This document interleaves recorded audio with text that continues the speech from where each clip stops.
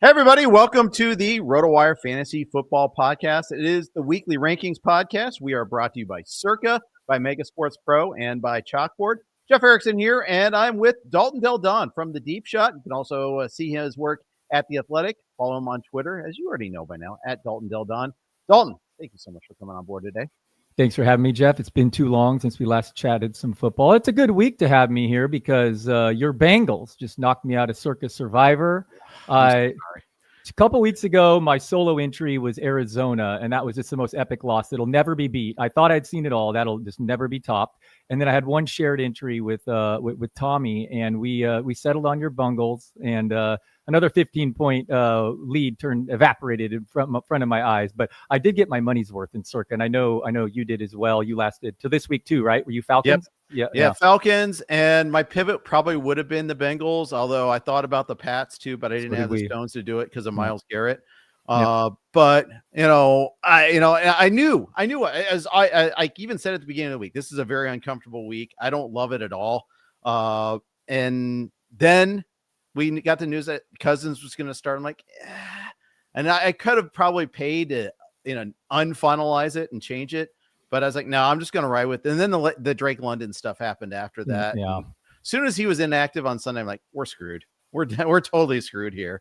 And sure enough, but the Bengals should have won. And that was just so revolting the way that game finished. Unless you're like a fan of the human condition and Justin Fields, but hey, we're cold-hearted here. This is the Survivor we're talking about. This is fantasy we're talking about. Yeah, and the path of my Cardinals loss, my solo entry had the Colts this last week, has the Rams this week. So you don't ever want to think back on that stuff, of course. And all that matters is outcome, not process. But man, that Cardinals one was just epic. The string of events, once in a lifetime, that loss. Your Bengals one was at least I knew what I was getting into. And we even have this Flacco excuse, which I'd like to get into. Maybe, that last drive, the whole second half, they didn't really throw the ball like they did when he had 3 touchdowns the first half. I think he was dealing with that bum shoulder, the sprained AC joint there, and that might have contributed. That in a defense that could not stop, anyone against the ground. That too. Trey Hendrickson left. That didn't help matters. No, it didn't. There's a point at the end of this at the 2-minute drill for the Jets.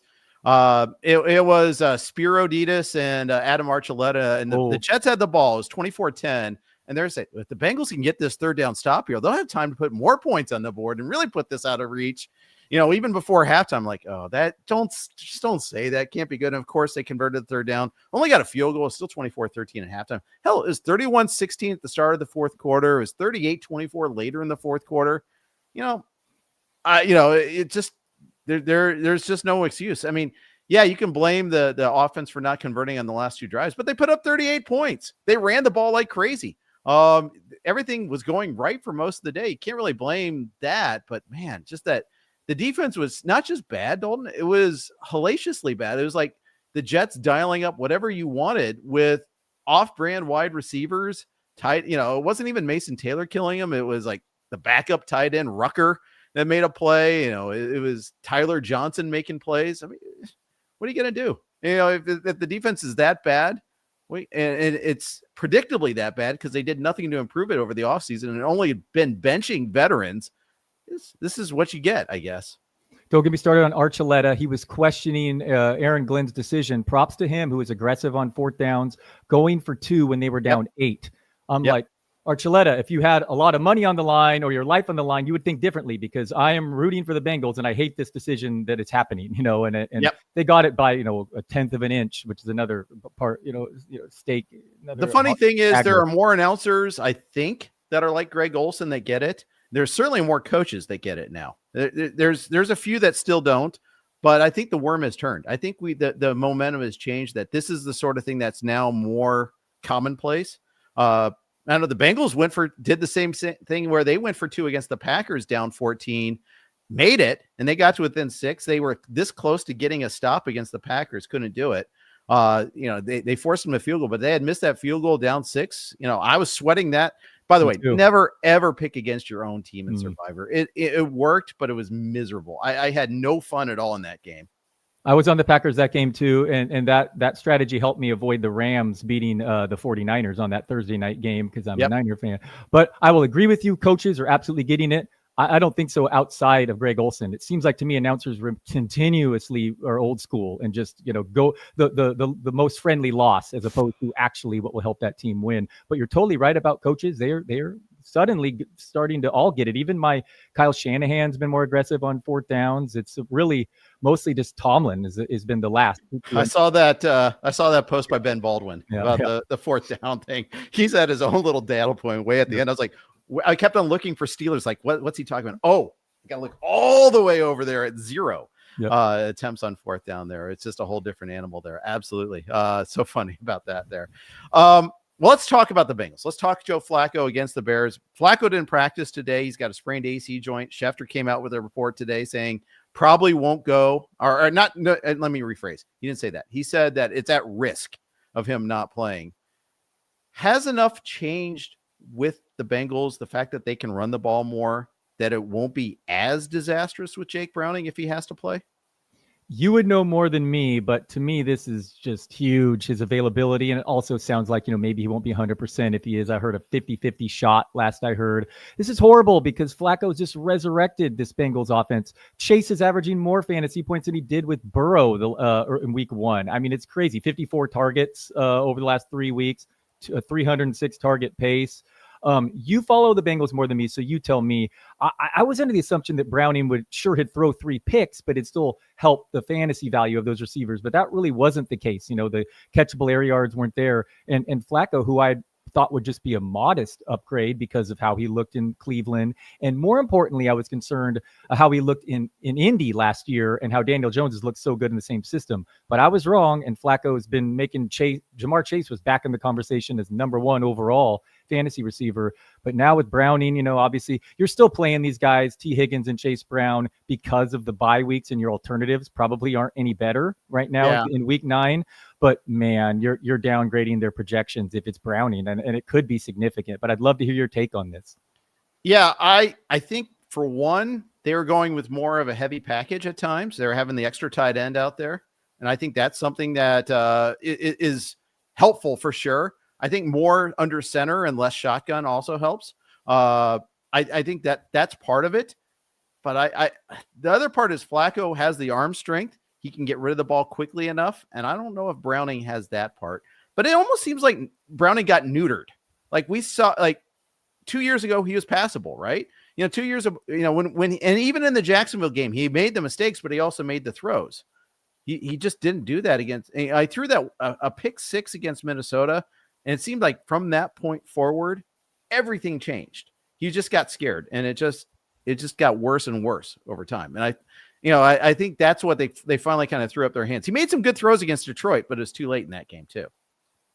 Yeah, you brought up a good point about how quickly Flacco was getting the ball out. I believe his ADOT was significantly lower than Browning's as well, and that's how you counteract the bad offensive line. I mean, that's how you do. You just what Aaron Rodgers does when he faced the Browns. You just get rid of the ball quickly, and that's why Chase isn't seeing these deep bombs down the field, but all those catches are just PPR money. So I hope Browning can resemble a competent quarterback if he's put into action this week. But man, fantasy managers are hoping that Flacco gets healthy and fast because he was fun last week, running for 11 yards on a 3rd and 10, sneaking in a touchdown for the first rush from him since 2017. But he's up there in age, and this is his throwing shoulder. So just horrible news, man. Right when we get a quarterback competent back, we're happy about Higgins and Chase Brown and obviously Chase, and now we're dealing with this. Even Samaje Perine, 9 for 94 last week too. I mean, they did a lot different there. I'm going to do my updated rankings, and I do an update every Thursday before the Thursday game. And that'll be a spot there where, Davis Schneider, leadoff home run, by the way. Sorry, quick interruption as far as that goes. But I currently have Flacco at 12, and I'm going to definitely downgrade him quite a bit. And if it's Browning, I probably put him around 20, like around Geno, who is another story. Let's talk a little Geno because, my gosh, the film watchers, the ball knowers love Geno, and they love that the Raiders trading for him. And it's been an unmitigated disaster. And I know a lot of that has to do with Bowers getting hurt, but still, this is not what we signed up for with the Raiders. First of all, you can interrupt anytime the Dodgers give up a run. As a Giants fan here, I'm cool with it. Yeah, count me as one of the guys who considered it an upgrade for Brock Bowers. But really what we should have also considered is just the volume was almost perfect. Like the amount of passes per game was just so high last year. But I couldn't fathom a world in which he was a downgrade from the quarterbacks that played the position last year. Plus, we got indoors Geno, who's been remarkably better throughout his career. And he's just coming off a good season with Seattle. The coaching staff looked right there but it's been a disaster. Bowers suffered the knee injury right away. He's a big question coming off the bye. Now, he's practicing in full? Will he shed the brace? I mean, that's a huge fantasy question in this week. Is Bowers return to health? Because Jacoby Myers also, his status remains in question and also a trade candidate. So I don't know what to tell you about Geno other than if he continues to perform the way he was, he's closer to being benched than helping fantasy managers. I mean, it's definitely a disaster. And that's trickled down to Ashton Genty, who at first I was questioning, the college competition. Is he just a guy? That is not the case. He's an awesome talent. He's going to be a special player in the league, but his situation may bring him down in fantasy terms the rest of this year. I mean, it's bad. The offensive line, Colton Miller out, and he has these massive splits in wins and losses, and he's just playing from behind constantly, and they're not treating him well in the targets. They really need to change Genty's usage in the passing game in the second half for him to retain fantasy value given the rest of that offense. Indeed. By the way, another interruption that you'll not be unhappy with. Vladdy has also gone deep. It's now 2-0. Let's go. Wow. More homers and strikeouts like him and Bonds, right? Yeah. In the World Vladdy Series. has been so good. Unreal. That was it was a no doubter too for his. Schneider was barely over, but So I'm disappointed in Geno. And he looked so good in week 1 too, and that's the only game he's had a fully healthy Bowers too. So there is a correlation there. So we'll see about that. I also was big on Jacoby Myers this year, and obviously that hasn't worked out very well. Still think there might be a buy low window, but they might be trading him too. So we'll see about, we got this trade deadline less than a week away now, and that's kind of hanging over us. I kind of expect a little bit more action this week. All we saw was a couple of smaller deals there. No fantasy players getting dealt this week. That's one of the teams we'll be definitely tracking. Yeah, sticking with that Raider game, I'd love to talk a little Travis Hunter. I brought him up as a question in my my Athletic article tomorrow. Was his Week 7 breakout real? We forget about it with the bye week happening, but the last time we saw him, he set career highs in snap share, route share, targets, receptions, receiving yards, and that was coming after Liam Cohen promised that he was going to be more involved in the offense leading up to that game. Hunter, on one hand, though, it should be noted that he was quiet until the fourth quarter. He entered it with 30 scoreless yards on nine targets, and then exploded in garbage time. So, we haven't really quite see him do it yet. He's flashed at times downfield, but he hasn't really performed at a high level. That said, this change in role may last. He saw 3 opportunities in the red zone that game after seeing a total of 3 his previous 6 games. And the most importantly here, Brian Thomas Jr. was wearing a non-contact red jersey today. He aggravated that shoulder injury at the end of the Rams game. It seemed like an innocuous play too, but he was in agony.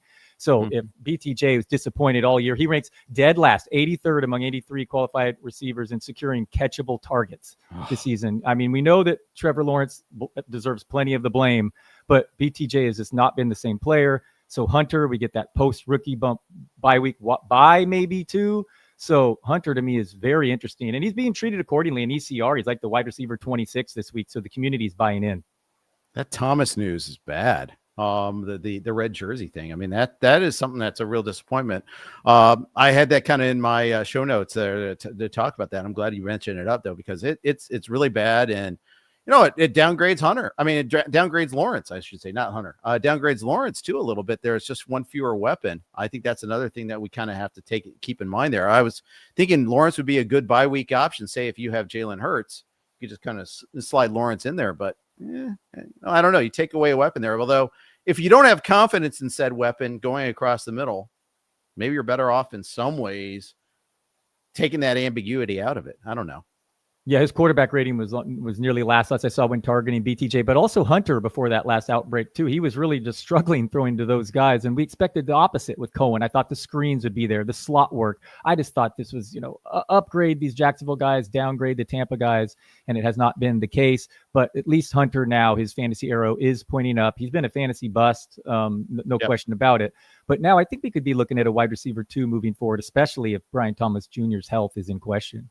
Yeah, for sure. Absolutely, for sure. And I was hoping to have Thomas Jr. back in some places. So many wide receivers gone down this year. So many. It used to be like, hey, draft receivers early because running backs get hurt. And that rubric has not been true for a couple of years now. One wide receiver reached 100 receiving yards last week. How crazy is that? Just two players, Tucker Kraft and Dunze, who's now banged up and he's in danger. Only one wide receiver reached 100 yards all of last week. Just wild. This week, there's a lot more higher projected. There's like 18 teams projected to score more than 23 points. Let's hope there's a bounce back, including passing attacks. But yeah, it's been the second year in a row that wide receivers have not been. And I thought regression would hit. This would be the year when running backs would hit the injuries. But man, it's been those wideouts again. 3 deep shell. I mean, I think that's something that I think has changed the game. Yeah, everybody is kind of following suit on that there, and Fangio started it basically, and there's been a lot of copycats in the league, and I think that's also why running backs are doing better too, because they're facing lighter boxes, they're facing safeties and not linebackers, and I think that matters some. Yeah, it's actually a big rushing week last year. 4 running backs topped 100 yards and 10 yards per carry for the first time since 1991. 3 teams had the highest rushing total of the season all last week. So, yeah, I mean, they're the ones benefiting. Yeah, and they're staying healthier because they're not getting hit by bigger guys. They're getting hit by lighter guys. Good point. Maybe. I'm speculating on that part there. Not necessarily fact, but speculation there. One more. Sam Darnold at Washington. Another quarterback situation there. Darnold's been pretty good. Better than I thought he'd be going into this season. I thought that under pressure, he struggles a lot, and I thought that Seattle offensive line would not provide good protection, but it's been better than expected so far. Darnold's been great. Obviously, the difference between Darnold and Geno Smith has been massive. In many or a few leagues, I chose Ladd McConkey over JSN with the worry that Jalen Milroe would be taking over come playoff time. And then at the same time, I projected the Seahawks to make the playoffs. So I should have listened to one and not the other there. Darnold's look great. Hope he can stay healthy. JSN's an absolute superstar. And a good matchup, favorable matchup this week against Washington. They've allowed the 6th most schedule-adjusted fantasy points to QBs. If you're starting Darnold this week, you're hoping for Jayden Daniels because you'd like a bit of a shootout here, and you want them to be pushed on the other side. Yep. Sunday night game. Washington's getting Daniels back, but it doesn't have McLaurin.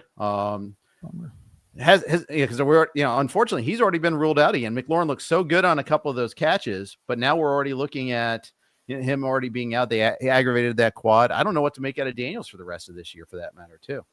Yeah, he at least was running through that with the last injury he had, but a bummer McLaurin aggravated that quad, so he's going to be out, I would imagine, a few weeks here. Debo, bump him up, but hope we can get the usage before. And then the other kind of annoying thing is they got Jalen Lane and McCaffrey. They're kind of spreading, Chris Moore, they're kind of spreading it out there, so no one's really to take advantage of the McLaurin absence. Right. But yeah, we just need a healthy Daniels. I mean, he still has top 5 QB upside moving forward, but we need him to be, fully healthy. Indeed. We were talking about Circa Survivor earlier. It's football season. The best place to catch the games is at Circa Resort and Casino in downtown Las Vegas, featuring the best pool in history, Stadium Swim. Stadium Swim has 3 levels, 6 pools, and a 143-foot diagonal screen. Whether it's Thursday, Saturday, Sunday, or Monday, Stadium Swim is America's favorite place to watch football. No matter the size of your group, Stadium Swim is the place for you. From owners' suites to cabanas, day beds to stadium booths, there are seating choices for everyone. And the best part, Stadium Swim is open 365 days a year with temperature-controlled pools. It's a great place to catch the games all season long. Stadium Swim, located at Circa Resort and Casino in downtown Las Vegas. Book today at circalasvegas.com. Dalton, I don't have to sell you on Circa. I know I've seen you there. Just the sports book is amazing there. We both played the Survivor contest. Do you play Millions also? I do not. Back in the day, I did the one at the West, the other one. But no, I do not. I need to do that next year. I plan on doing that as well. I love the contest. The Survivors is the best. It's the best sweat, and it's worth the money. And man, isn't it down to 2,000 people after last week's Carnage? Yeah. It's like it seems so overwhelming, but a lot of those are multiple entries and it's winnable.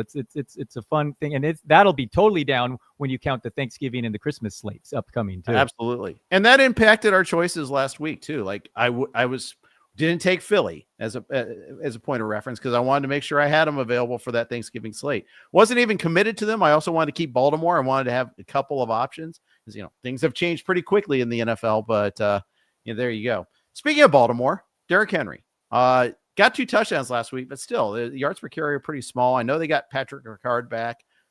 What does that do for you? Does he go off tomorrow night against Miami? Yes, he does. Miami, a great matchup. Lamar back. You'd think Lamar won't be running as much as first game. Just massive splits with Henry. We've got multiple things going for him here. He's always better the second half of his career, of seasons. Secondly, he massive splits in wins and losses here. And the Ravens are 7.5 point favorites. So they got that going for them. And it's a big matchup. I mean, Miami's been getting gashed by the run all year. So yes, you got to treat him as a borderline top 5 start this week and hope it's a sign of big things to come in the second half, because I believe Baltimore has the first or second best, most favorable running back schedule down the stretch. Yeah. And they went through that hard part of their schedule early in the season. Still, they expected to do better than they did. And Henry had a hard time getting going, but obviously, as we look at back, not running well against Cleveland, no shame in that. You want a little bit better than what Henry provided there. Other games, he got game flowed. Like the Houston game, he was on a per carry basis. He was fine. It's just they were so behind so quickly in that game that he kind of was rendered neutral. Rendered neutral. Maybe not neutral. That's not the word I'm looking for. But they didn't need him. I mean, they couldn't use him. They had to kind of keep throwing the ball. And once you get into a passing game sequence there, it's a big time problem there. Same thing with the Kansas City game. Once they fell behind, it's just tough to keep him in the game too and get the usage that you need from him. Yeah, always a question with Henry, given someone his career workload and age, but to me, he doesn't look washed at all. He looked great that week 1. It's just been the fumbling, the abnormal fumbles early on. Yeah, we remember, but I think he looks just plenty the same. And part of the problem was when Cooper Rush entered, Baltimore had to use an entirely different offense. So at least last week when Tyler Huntley returned as starter, they could use that zone read and at least the same system that they use with Lamar Jackson. And I believe he benefited from that with the 2 scores. But hopefully we get a healthy Lamar from here on out. Easier schedule, a borderline fresher than usual this stage of a season, Derrick Henry, and just a dominant guy who could be a top 3 league carrier. Problem is most of his most fantasy managers who have him are probably buried right now because it really has been a rough start. It really has. The Carolina Panthers on Monday announced that Rico Dowdle is going to take more of the carries over Chuba Hubbard. Great if you have Rico Dowdle. Now he faces the Packers, a team that is not very pliant. They don't give up a ton of running back fantasy points. Should be a tough matchup. They'll probably be playing from behind. At least they'll have Bryce Young back, and I can't believe I said that as a positive, but here we are after Andy Dalton looked overwhelmed last week. What are you doing with Rico Dowdle this week? What are you doing with him going forward?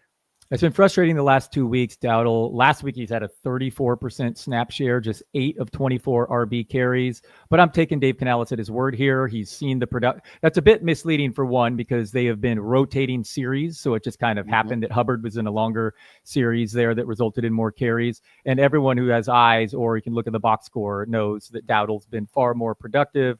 Canales sounds like there's even articles basically with Hubbard admitting that his role is going to change and he's going to work the same hard as ever with fewer carries, basically. So, I mean, I think it's pretty much going to happen here. We're going to see Dowdle become their feature back. He's been so impressive. This week, as you said, horrible matchup, very tough. But given the landscape, I think I have him as a RB20 or RB19. You're still starting him as the feature back and given your alternatives. And moving forward, he could be even better. In easier matchups, he'll be ranked as a top 12 guy. I mean, assuming Canales is being truthful here. Yeah. Do you trade for Hubbard just to have the handcuff? What do you any other things? Or you just treat it as the windfall that it is and just keep playing him?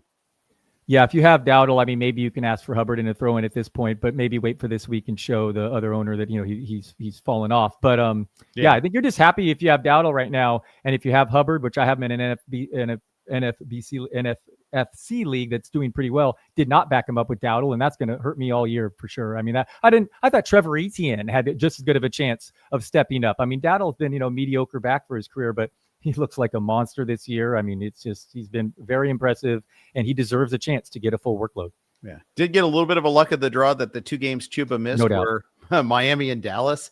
It doesn't get any better than that. Home games against both of those. So the game script worked super well in his favor. But yeah, he also did very well with it. And we saw it's not even a gimme there.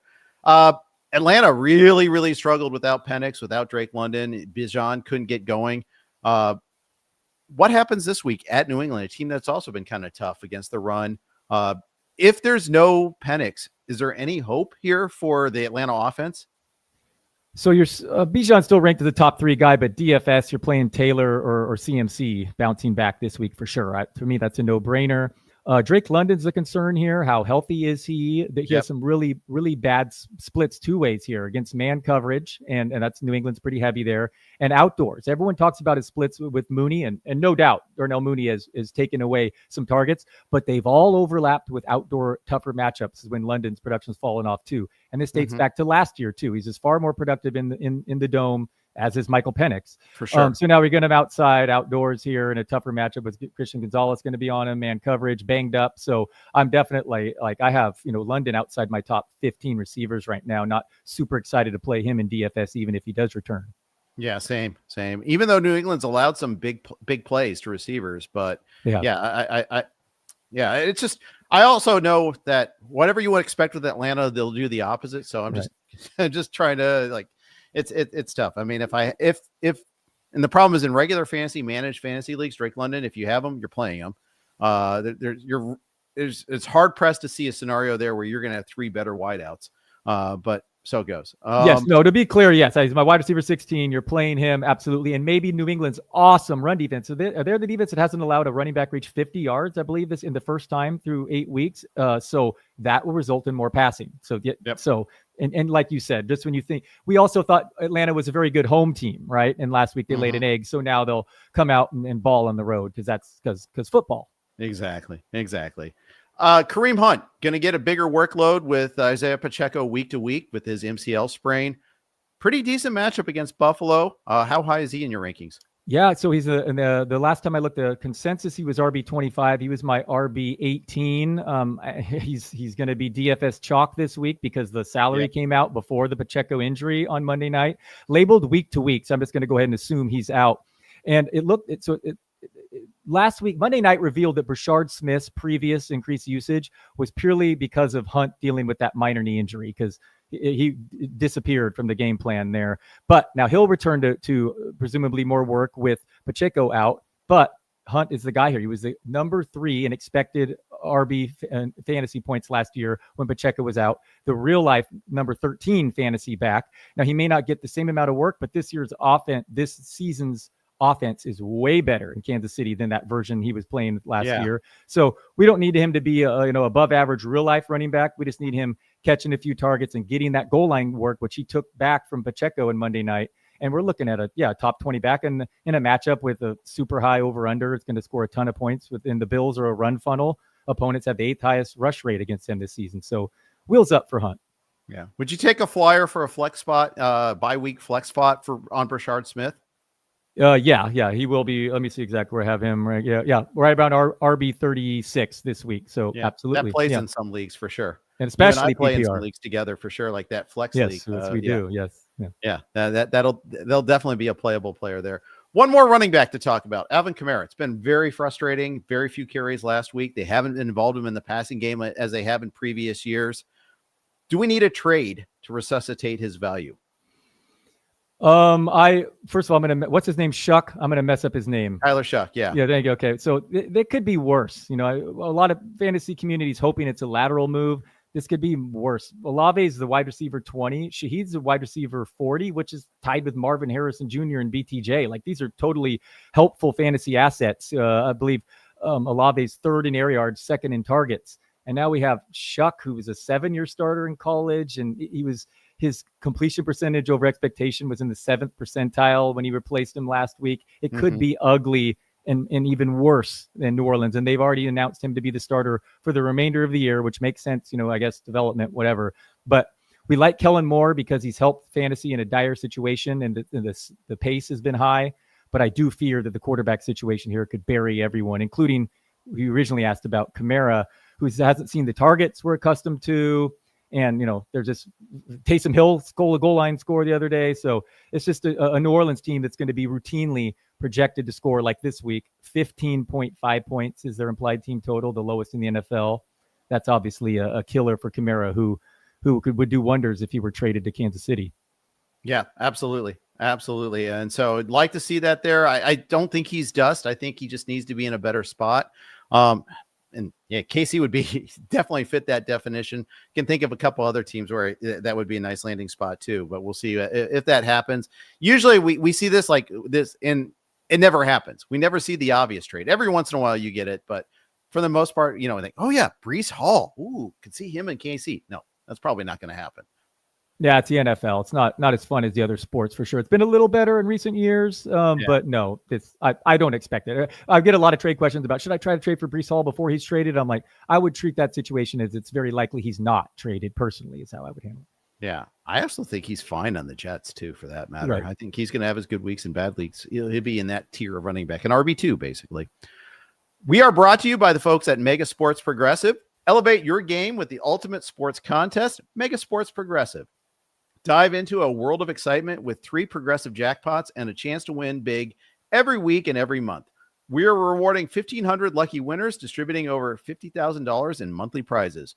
All you do is answer 15 daily sports props.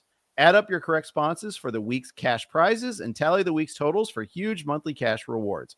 Megasports Pro makes it fun and easy to join. This is a thrilling opportunity to be part of our growing community of sports enthusiasts. Sign up today and unlock a chance to win big every day, every week, and every month.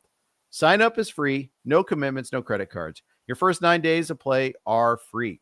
Visit megasportspro.com today. We're also on the BlueWire network. Here are their ads. All right. Thank you, everybody, for the brief pause there. I'm with Dalton Del Don. You can catch him, obviously, on Twitter. You can go check out his company. Make sure you check out everything he has over at the Deep Shot and read his article over at The Athletic. Dalton, let's talk wide receivers. I want to start off with the Minnesota Vikings, because with J.J. McCarthy taking over, the mess that they've had with Carson Wentz, the mess of their offensive line, it's hurt Justin Jefferson. It's hurt Jordan Addison. What's going to happen with those two now that J.J. McCarthy is presumably taking over?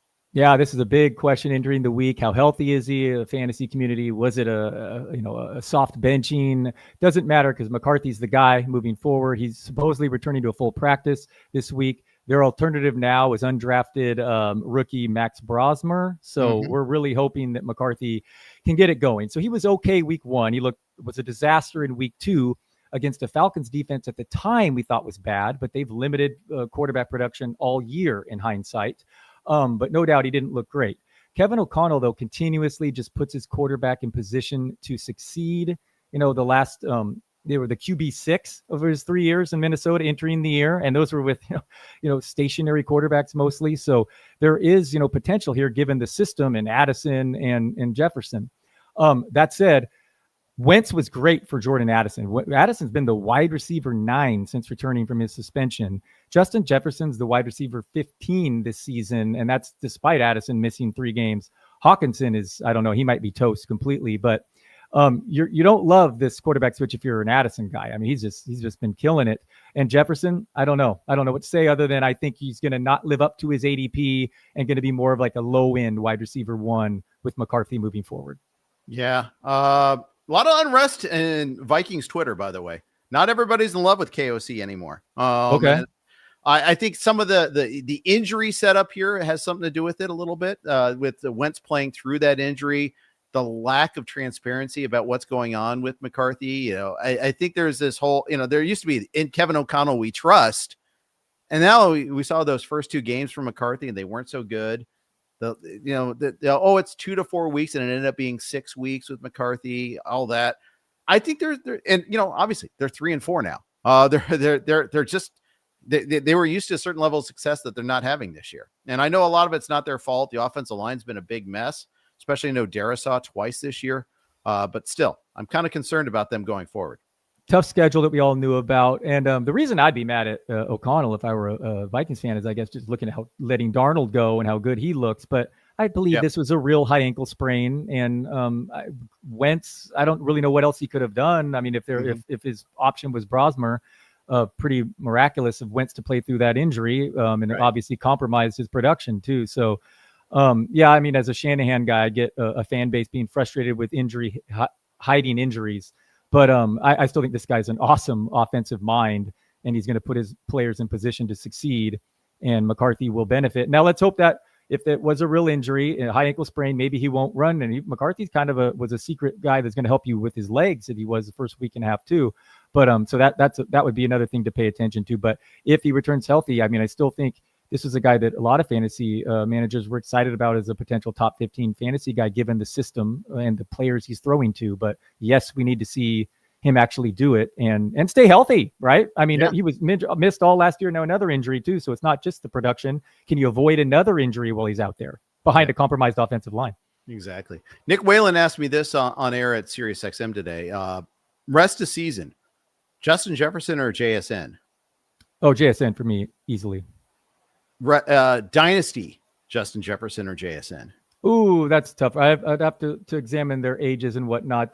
That's closer. Yeah, I mean Jefferson's a total beast, but for me this year, I'm comfortable in saying JSN situations is better.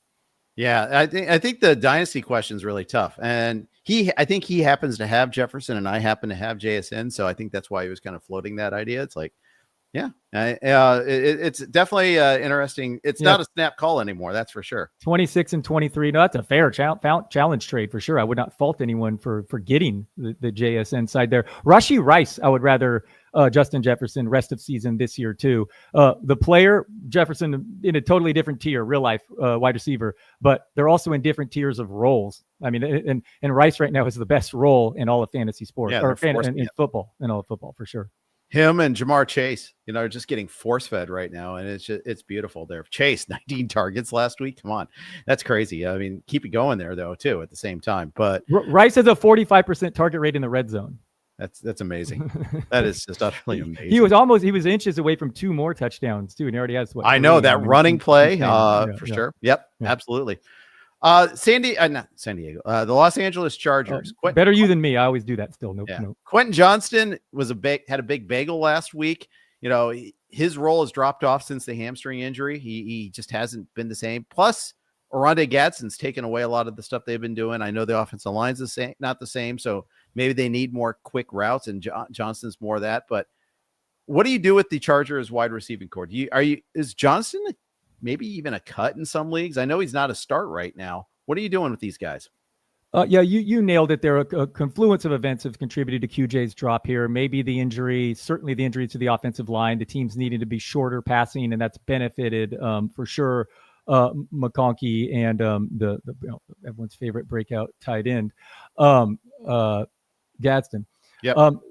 QJ still the wide receiver 32 this week, so I'm not dropping him. And again, the landscape right now, it's pretty thin. So he's going to be started by some managers, and he's still an option to catch along on any given week. But the targets aren't there. The floor is low. We're ranking Ladd as a borderline top 15 guy, Keenan as a top 24 guy, and QJ is a top 36 guy. It's kind of how I'm looking at it right now. And it's, this setup here this week could just result in 1 million runs, and Vidal going to carry 10-point favorites and may not have to, why even risk dropping back and throwing to QJ. So it's definitely been a fall for him for a number of reasons. And it's too bad because for a while there, he was being ranked as a consistent top 15 guy.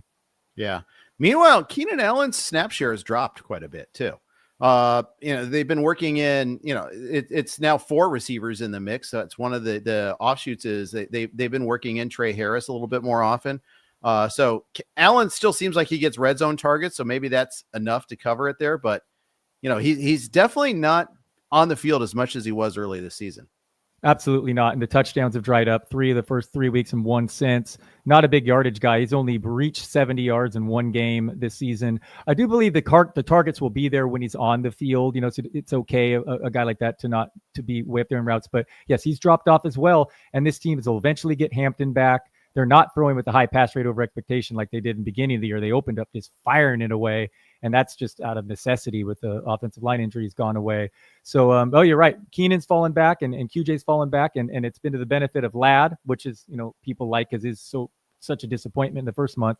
And Gadsden, who's locked in as a borderline top 5 tight end rest of season. I mean, he just looks so legit dating back to his college production. I mean, that looks like a home run waiver wire pick. Don't get me wrong. He'll have his misses like all tight ends do, but I think it's pretty safe to consider him an easy top 10 option with upside for more.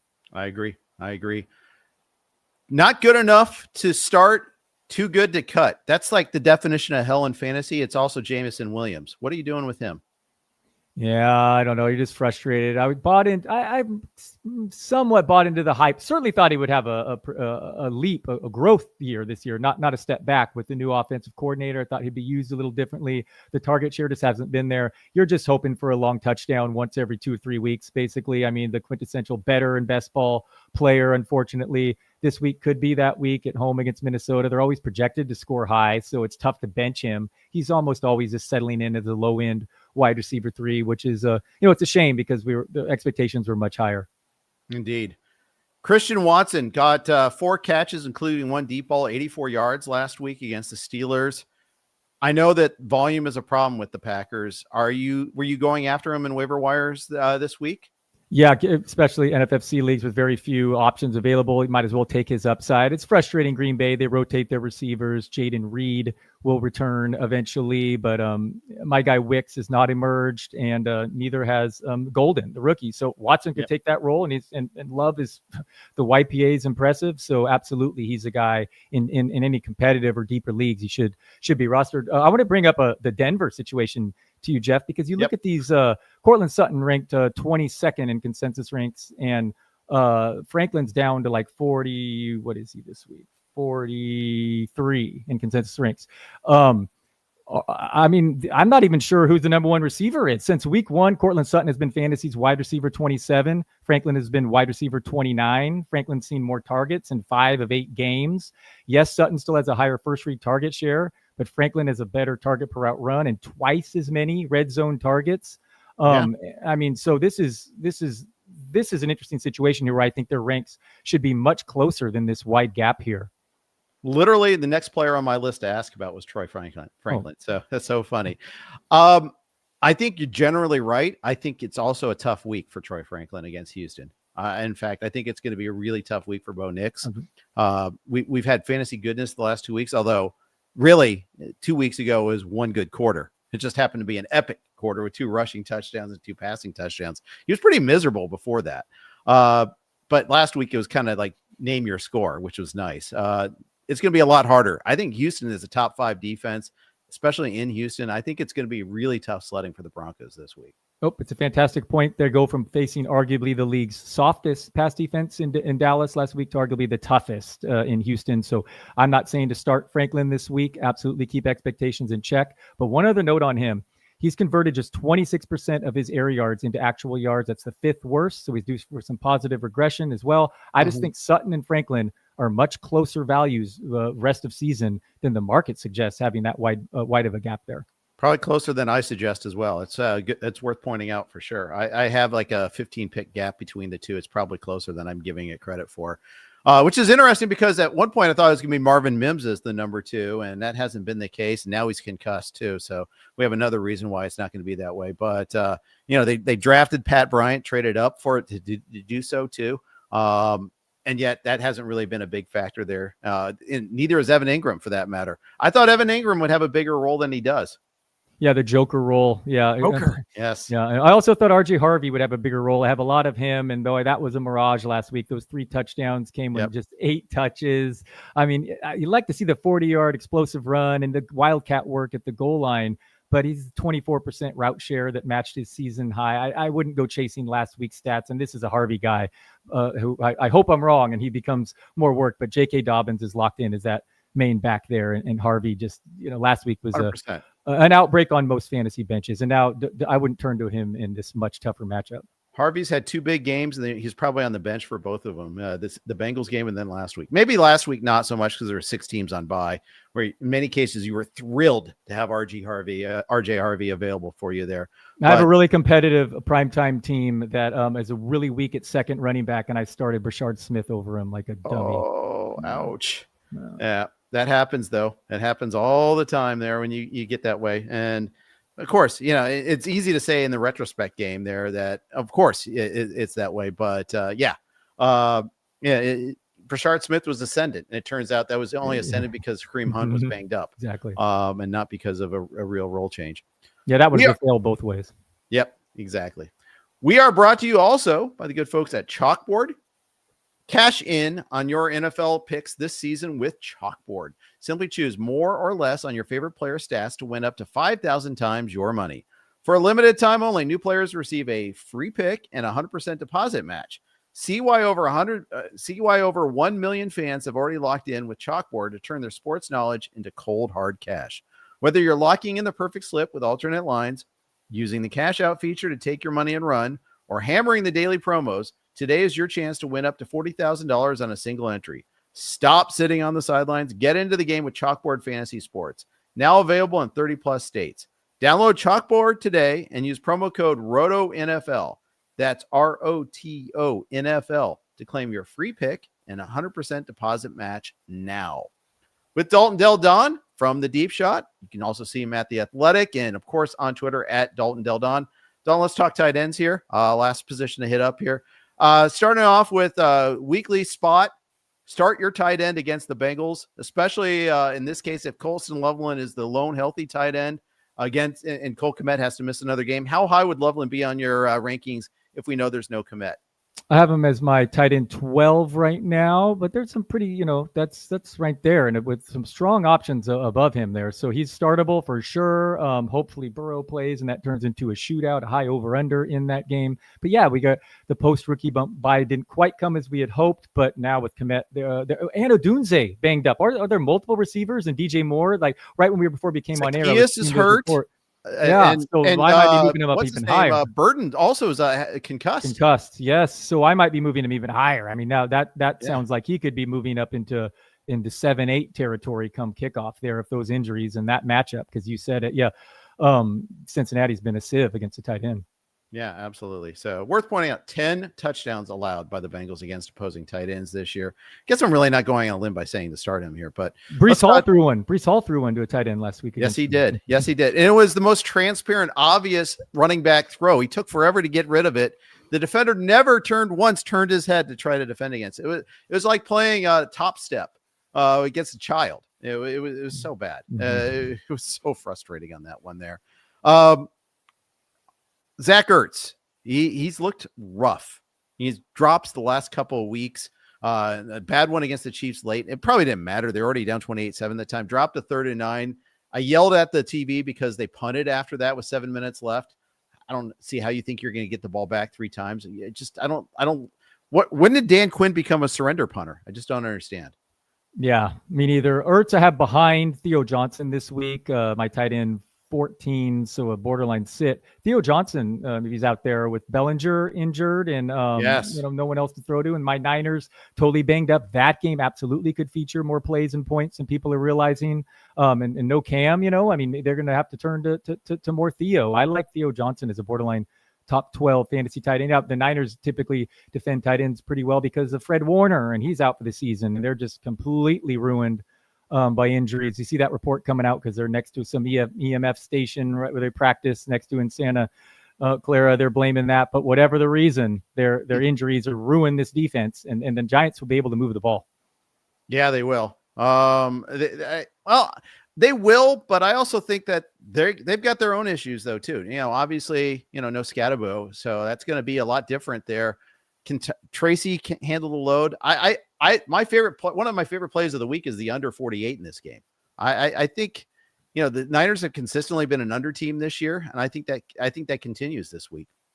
So the Niners don't run a lot of plays typically. They're not a fast-paced team. Right. But man, last week they took the next level. It was the fewest plays they ran in the Shanahan era because of the team had the ball. I expect their offense to bounce back here and McCaffrey to go nuts. And like I said, I think the Niners are vulnerable on defense. So I'm not an over-under better though. You may be right. That was higher than I thought when I looked at 48.5 for Niner Giants outdoors. So I do hear you on that. I don't know who's going to start at quarterback for the Niners. I believe it'll be Mac Jones. So that could help you, or compromise Purdy, but I don't believe they want to play him on the MetLife turf, and I don't think he's ready. So maybe another ugly Mac Jones, and 48.5 could look pretty high in hindsight. He and Burrow can share toe tails there. Ruined our seasons. Yeah, ruined our quarterback seasons, turf toe. And people say they need to change the name of that injury because it's much more serious than it sounds. Yeah, it's a torn ligament, toe ligament. That's really it. It's a foot injury. If you say foot, okay, fine, I get it. If you say toe, you're like, oh, just a little toe. It'll be like Big Lebowski. I can get you a toe. But it's really a lot more serious. Jack Lambert, who else? There's a couple of like notable players that have had their careers ended. Who's the offensive lineman, all-pro offensive lineman, that Hall of Fame offense? Jonathan Ogden, I think. His career ended with a turf toe injury too. Cool. Yeah. Tucker Kraft, is he now solidly in the circle of trust? Is he like a guy like every top 5 prohibitive, not just a streamer, but definite absolute must start every sort of week tight end? Or is this was this just boosted by the Steelers being woeful at covering tight ends? No, I think yes, he's absolutely. He's either number 1, 2, or 3 for me. McBride, Warren, and Kraft would be my top 3 moving forward, just because I'm assuming Bowers is, not 100%. And then Kittle's right there as well. But the interesting thing about Kraft, I forget who tweets this, but it's he shows his splits when not on the injury report. And the guy is a monster even before last week. Basically, the only off games is when he's playing through an injury. Like he's even better than the numbers show because of the injury dragged down some previous weeks.